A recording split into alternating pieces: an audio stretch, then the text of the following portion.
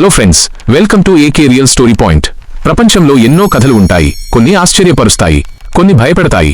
కానీ కొన్ని కథలు మాత్రం మన మెదడుకి పనిచెప్పి నిద్రలేని రాత్రులను మిగిలిస్తాయి. ఈరోజు మనం చెప్పుకోబోయేది అలాంటి ఒక రియల్ స్టోరీనే. ఒకే ఒక్క రాత్రి. అవును, కేవలం ఒక్క రాత్రిలో వేల మంది ప్రజలు నివసించే 84 గ్రామాలు ఖాళీ అయిపోయాయి. వాళ్ళు ఎక్కడికి వెళ్లారు, ఎలా మాయమయ్యారు అనేది ఇప్పటికీ ఒక మిస్టరీనే. ఆ ఊరిలోకి అడుగు పెడితే ఈ రోజుకి వినిపించే ఆ ఏడుపులు ఎవరివి?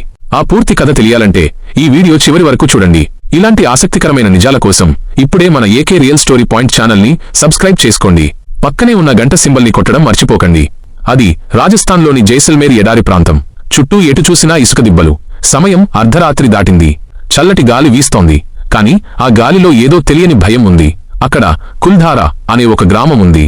ఒకప్పుడు పచ్చని పంటలతో, నవ్వులతో, పిల్లల కేరింతలతో కళకళలాడిన ఊరు అది.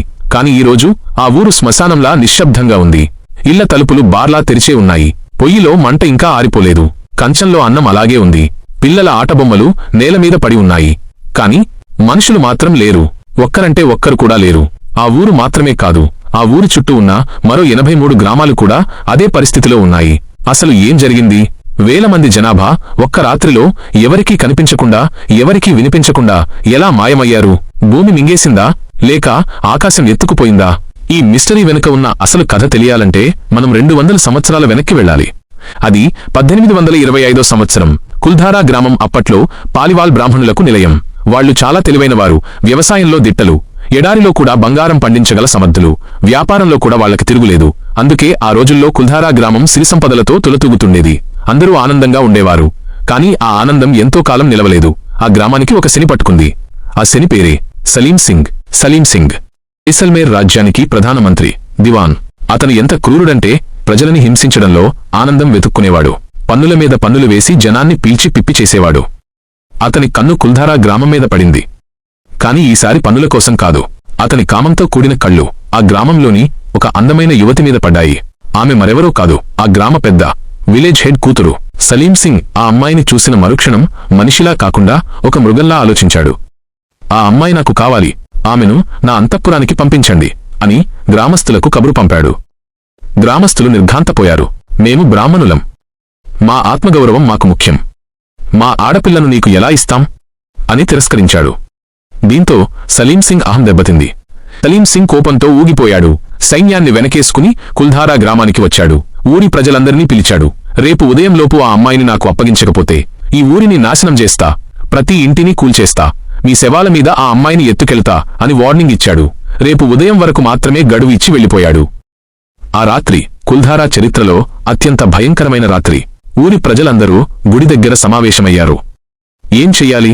ఆ అమ్మాయిని సలీంసింగ్కి అప్పగించి ప్రాణాలు కాపాడుకోవాలా, లేక సలీంసింగ్తో యుద్ధం చేసి చనిపోవాలా? ఆ సమయంలో గ్రామ పెద్ద ఒక నిర్ణయం తీసుకున్నాడు. ఆ నిర్ణయమే చరిత్రను మార్చేసింది. మనం మన ఆత్మగౌరవాన్ని చంపుకోలేము, అలాగని ఆ రాక్షసుడికి మన బిడ్డను బలి ఇవ్వలేము. అందుకే మనం ఈ ఊరిని వదిలి వెళ్ళిపోదాం. అవును ఫ్రెండ్స్, మీరు విన్నది నిజమే. తాతల కాలం నాటి ఇళ్ళు, కష్టపడి సంపాదించుకున్న ఆస్తులు, పశువులు, పొలాలు అన్నీ వదిలేసి వెళ్లిపోవాలని నిర్ణయించుకున్నారు.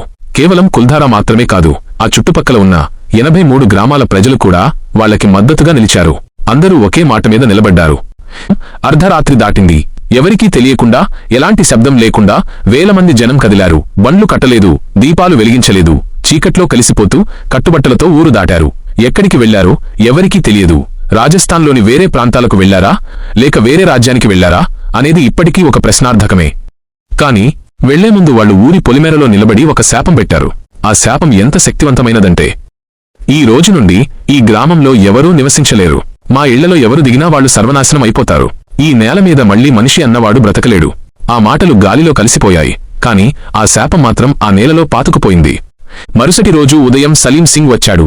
కాని అక్కడ అతనికి కనిపించింది ఖాళీ ఇల్లు మాత్రమే. పిట్ట కూడా లేదు.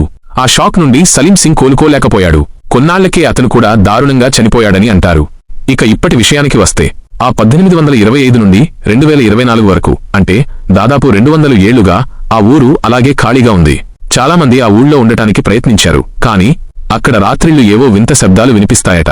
గాజుల చప్పుడు, ఆడవాళ్ల ఏడుపులు, పిల్లల కేరింతలు వినిపిస్తాయని టూరిస్టులు చెబుతుంటారు.